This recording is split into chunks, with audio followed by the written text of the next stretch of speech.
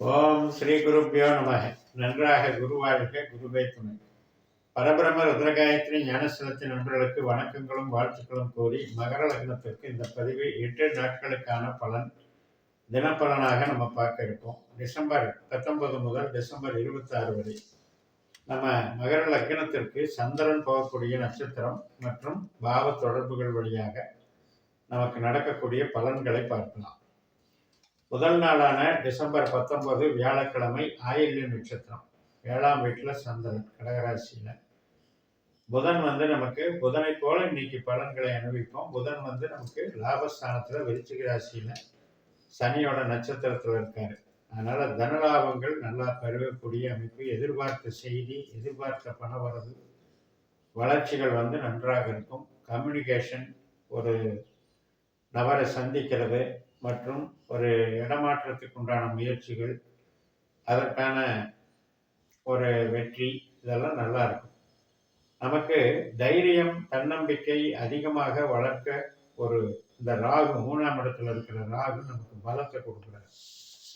அதே நேரத்தில் நம்முடைய அறிவு, சிந்தனை, அந்த ராகுனுடைய சிந்தனை அப்படிங்கிறது எப்படின்னா அதிகமான ஒரு நுண்ணறிவு, நுணுக்கமான செயல்திறமை, டெக்னிக்கல் மைண்டு, அந்த மாதிரியான ஒரு எனர்ஜியெல்லாம் நல்லா டிரான்ஸ்ஃபார்ம் பண்ணி அதை எப்படி பணமாக்குறதுங்கிற ஒரு வித்தையை வச்சிருக்கும். அந்த மாதிரியான நல்ல நாளாக இன்றைக்கு அமைகிறது. கணவன் அல்லது மனைவிக்கு நமக்கு இந்த லக்னத்தில் பிறந்தவங்களுக்கு சின்ன சின்ன உடல் உபாதைகளை ஏற்படுத்தக்கூடியதாக இருக்கும். டிசம்பர் 20ஆம் தேதி வெள்ளிக்கிழமை மகம் நட்சத்திரம். இப்போ 8ல் சந்திரன் போயிடுறார். இதுதான் உண்மையான சந்திராஷ்டிரம்.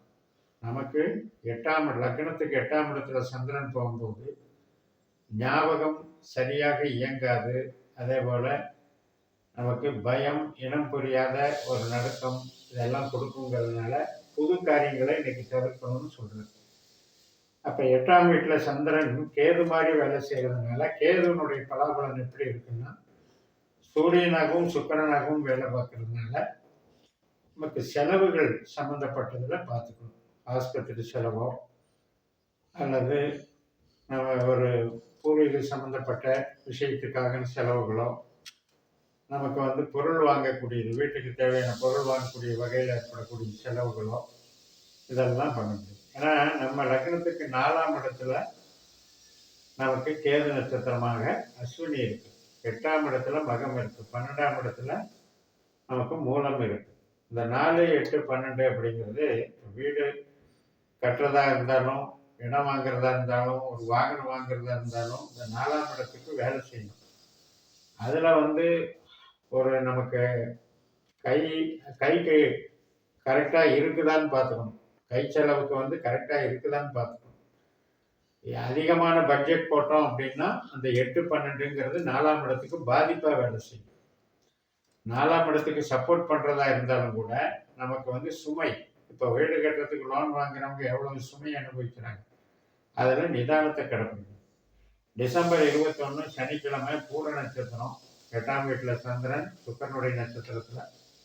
சுக்கிரன் நமக்கு லக்னத்தில் இருக்கிறதுனால இன்னைக்கு புது நபர்கள் சந்திப்பு, தொடர்பு, கணவன் மனைவி உறவு பலப்படுறது, அதே மாதிரி கோயில் வழிபாடு, முன்னோர்கள் சார்ந்த ஒரு ஆசீர்வாதங்கள் பெறுவது மற்றும் நமக்கு பூர்வீக சம்பந்தப்பட்டது, தந்தை வர்க்கம் சம்பந்தப்பட்டது, வெளிநாட்டு தொடர்பு சம்பந்தப்பட்டது, உயர்கல்வி சம்பந்தப்பட்டது, ஆராய்ச்சி துறை சம்பந்தப்பட்டதுக்கெல்லாம் நல்லா இருக்கும். அந்நிய நபர்கள் தொடர்புகள், குழந்தைகளால் மகிழ்ச்சி, இதெல்லாம் நமக்கு நடக்கும். நண்பர்களாலையும் ஆதாயம் கிடைக்கும். டிசம்பர் 22ஆம் தேதி ஞாயிற்றுக்கிழமை உத்தர நட்சத்திரம், 1 பாதம் சிம்மராசிக்கு இருக்கு, 3 பாதம் கன்னிராசிக்கு இருக்கு.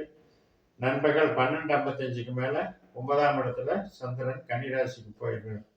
சூரியனுடைய பலன் எப்படி கொடுக்குது அப்படின்னா, சூரியன் கேதுவா இருக்காரு, கேது சூரிய நட்சத்திரத்தில் இருக்காரு. அப்போ நமக்கு 9ஆம் இடத்துக்கும் 12ஆம் இடத்துக்கும் ஒரு கனெக்ஷன் ஏற்படுது. ராகுனுடைய உபநட்சத்திரத்தில் இருக்கிறனால, ராகு 3ஆம் இடத்துல இருக்கிறனால இந்த 3, 9, 12 அப்படிங்கிறது ஒரு இடம் விட்டு இடம் போடுறது, டிரான்ஸ்ஃபர் ஆகிறது, இன்னொரு வேலையில் ஜாயின் பண்ணுறது, இது மாதிரியான தகவல்களை நமக்கு கொடுக்கும். பூர்வீகம் சார்ந்த வகையில் ஏதாவது பிரச்சனைகள் இருந்தால் அதில் பைசல் ஆகிறது. அது ஒரு இடத்த விற்கிறது, இது மாதிரியான சம்மந்தப்பட்டது. ஒரு மூலதனத்துக்கு உண்டான அமைப்பும் சில நேரங்களில் செயல்படும். 12ஆம் வீட்டில் சூரியன் இருக்கிறாரு. பட் 12ஆம் வீட்டில் இருந்தாலும் அவர் 9ஆம் வீட்டை காட்டுறதுனால உபயோகமுள்ள செலவுகளாக இருக்கும். அதே போல் நமக்கு இறையருள், ஒரு நம்பிக்கை, பழக்க வழக்கம் இதுக்கெல்லாம் சப்போர்ட் பண்ணுறதா இருக்கும். டிசம்பர் 23 திங்கட்கிழமை அஸ்த நட்சத்திரம். அதாவது சந்திரனுடைய நட்சத்திரத்திலேயே காலையில் 9 மணி 8 நிமிடத்துக்கு போகிறாரு. இன்னைக்கு வந்து சுபகாரியங்களுக்கெல்லாம் நல்லா இருக்கும். கல்யாணம் ஃபிக்ஸ் பண்ணுறதுக்கும், ஆண் பெண் வரன் பார்த்துக்கிறதுக்கும், குழந்தை பிறப்பு சம்மந்தப்பட்டதுக்கும், கோவிலுக்கு போகிறதுக்கும், பூர்வீகம் சார்ந்த சுபகாரியங்கள் இதுக்கெல்லாம் நல்லா இருக்குது. மேல் படிப்புக்கு நல்லா இருக்குது. வெளிநாட்டு தொடர்புக்கு நல்லா இருக்குது. கலைத்துறைகளில் இருக்கவங்களுக்கும் நல்லா இருக்கும். ஐடி லைனு கமிஷன் வகையில் இருக்கவங்களுக்கும் சிறப்பாக இருக்கும். எல்லாமே வந்து ஒரு நீர் சார்ந்த ஒரு அமைப்பு அப்படின்னு எடுத்துக்கலாம். நீர்படு பொருட்கள், விவசாயம் அது சார்ந்த அமைப்புலையும் புரோக்கரேஜ் பண்ணுறவங்களுக்கு மிகச் சிறப்பாக இருக்குது. உற்பத்தி சார்ந்த தொழிலுக்கு சற்று மந்தமாக இருக்குது. டிசம்பர் 24ஆம் தேதி செவ்வாய்க்கிழமை, அது வந்து சித்திரை நட்சத்திரம். அதாவது நண்பகல் 12:10 வரைக்கும் அஸ்த நட்சத்திரம், அதுக்கப்புறம் சித்திரை நட்சத்திரம், செவ்வாயினுடைய நட்சத்திரம். செவ்வாய் நமக்கு 7ஆம் வீட்டில் தான் இருக்கார். சனியாகவும் சுக்கிரனாகவும் வேலை பார்க்கறதுனால நமக்கு இன்னைக்கு எதிர்ப்பாளர் மூலமாக, கஸ்டமர் மூலமாக நம்ம பணம் சம்பாதிக்கிறத காட்டுது. கணவன் மனைவி உறவுலையும் பொருள்கள் வாங்குறத காட்டுது. நல்ல ஒரு நாளாக இருக்கிறது. இப்போ சொந்த தொழிலே செஞ்சுட்டு இருக்கோம்னா இன்னைக்கு சேமிப்பு நல்லா பெருகும். ட்ரேடிங் நல்லா நடக்கும். உற்பத்தி சார்ந்த தொழில், இரும்பு சம்மந்தப்பட்ட தொழில், ஒரு ப்ரொடக்ஷன் சம்மந்தப்பட்ட தொழில் அத்தனைக்குமே நல்லா இருக்கும். விவசாயம் நல்லா இருக்கும். Building, real estate, construction line இது எல்லாமே நல்லா இருக்கும், சிறப்பாக இருக்கும். இப்போ சனியினுடைய ஆதிக்கம் பெற்ற செவ்வாய் அப்படிங்கிறது ஒரு கணவனானால் மனைவிக்கும், மனைவியானால் கணவனுக்கும் சின்ன சின்ன நெருடல்கள் இருக்கும். டிசம்பர் 25ஆம் தேதி புதன்கிழமை மதியம் 3:21க்கு சுவாதி நட்சத்திரம். அது துலா ராசிக்கு சந்திரன் வந்துடுறாரு. துலா ராசியில் ராகுனுடைய நட்சத்திரத்தில் செயல்படுறதுனால ராகுனுடைய அமைப்பு எப்படி இருக்குன்னா, ராகு சனியாகவும் கேதுவாகவும் செயல்படுறார். அப்போ நமக்கு இன்னைக்கும் ஒரு ஐடி லைனில் இருக்கவங்க, கம்யூனிகேஷன் லைனில் இருக்கவங்களுக்கு, அல்லது விளம்பரத்துறையில் இருக்கவங்க, மீடியாவில் இருக்கவங்களுக்கு இதன் மூலமெல்லாம் ஆதாயம் கிடைக்கும். நம்ம வந்து ஒரு மீடியேட்டராக இருந்து சம்பாதிக்கக்கூடிய அமைப்புக்கு நல்லது பண்ணணும். சில பேருக்கு இடமாற்றம் போகக்கூடிய நேரத்தில் தடையாகிறதும் நடக்கும். ஒரு இடத்த விற்கலான்னு பேசிட்டு அட்வான்ஸ் கொடுத்துருப்பாங்க, ஆனால் திடீர்னு அவங்க கேன்சல் பண்ணிடுறது, இந்த மாதிரி சில விஷயங்களும் நடக்கும். அதாவது நம்மளாக வந்து விரும்பி ஒரு தகவல் தொடர்பு வச்சுக்கிறதுக்கு இன்னைக்கு நினைக்க வேண்டாம். அது எதேச்சையாக நம்ம ஏற்கனவே பேசி வச்சிருந்த விஷயங்களுக்கு சாதகமாக அமையும். டிசம்பர் 26ஆம் தேதி வியாழக்கிழமை மாலை 6 மணி 8 நிமிடம் வரைக்கும் தான் இந்த சுவாதி நட்சத்திரம். அதுக்கப்புறம் விசாக நட்சத்திரம். 10ல் சந்திரன் இருக்காரு, குருவை போல செயல்படுகிறார். குரு நமக்கு 5ஆம் வீட்டில் ரிஷபராசியில் இருக்காரு. குரு சந்திரனாகவும் புதனாகவும் செயல்படுறதுனால இன்னைக்கு குடும்ப நிகழ்வுகள், மகிழ்ச்சியான நிகழ்வுகள், சுபகாரியங்கள், ஆண் பெண் வரன் பார்க்கறது, இது மாதிரியான மூளை உழைப்பு சம்பந்தப்பட்டது நல்லா இருக்கு. சந்தோஷமான நிகழ்வுகளுக்கு சிறப்பாக இருக்கிறது. இந்த அளவுக்கு இந்த 8 நாட்களுடைய பலன் நமக்கு நட்சத்திர ரீதியாக வேலை செய்கிறது. நமது ஜனன ஜாதகத்தில் உபநட்சத்திரம்ங்கிற கான்செப்டை எடுத்து இன்னும் அக்யூரஸியாக நம்ம ஜாதகத்தில் நம்ம பலன்களை பார்க்கலாம்.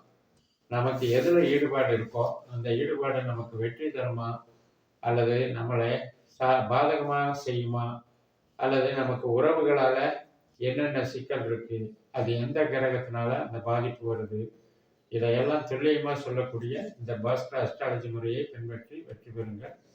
இந்த சேனலை சப்ஸ்கிரைப் பண்ணி ஷேர் பண்ணுங்கள். உங்கள் தனிப்பட்ட ஜாதக பலாபலன்களை என்னுடைய வாட்ஸ்அப் நம்பரில் தொடர்பு கொண்டு பலன் பெறுங்கள். உங்களிடமிருந்து விடைபெறுகிறேன். உங்கள் ஜெயமஸ். நன்றி, வணக்கம்.